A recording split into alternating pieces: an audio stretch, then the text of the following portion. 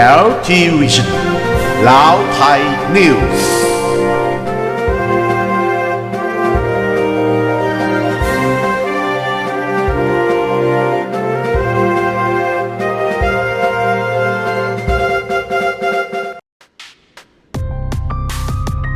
ธนาคารแห่งชาติลาวประกาศห้ามประชาชนใช้สกุลเงินดิจิทัลทำธุรกรรม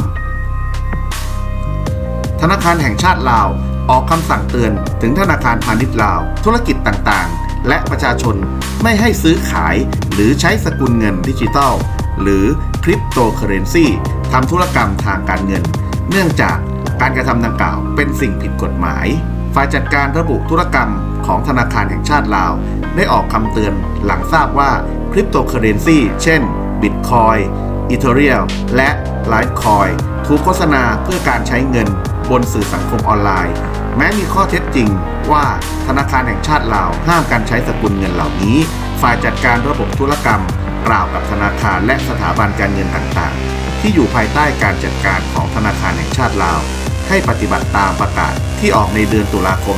2561 อย่างเข้มงวดแหล่งข่าวรายงานว่ายังไม่มีระบบรักษาความปลอดภัยที่จะใช้ป้องกันผู้ใช้งานหรือลูกค้าจากการทำธุรกรรมด้วยคริปโตเคอเรนซี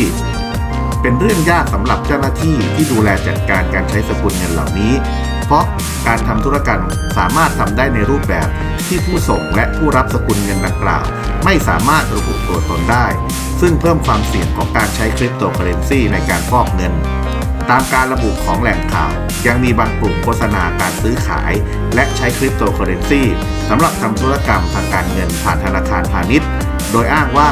สิ่งนี้จะช่วยเป็นการสร้างรายได้ในทางใดทางหนึ่งคำกล่าวอ้างที่เจ้าหน้าที่ระบุไม่เป็นความจริง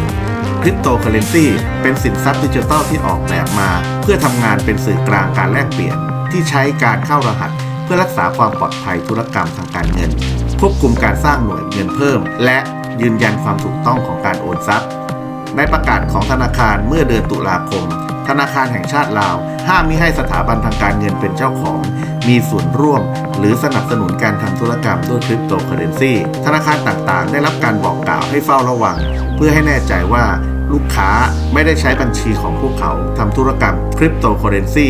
และลูกค้าไม่ได้รับอนุญาตให้ใช้บัตรธนาคารไม่ว่ารูปแบบใดก็ตามรวมถึงบัตรเครดิตสำหรับการซื้อคริปโตเคอเรนซีธนาคารแห่งชาติยังเตือนสถาบันการเงินให้ระมัดระวังกลุ่มที่มีเจตนาไม่ดีอาจใช้ชื่อและสัญลักษณ์ของพวกเขาในการโฆษณาคริปโตเคอเรนซี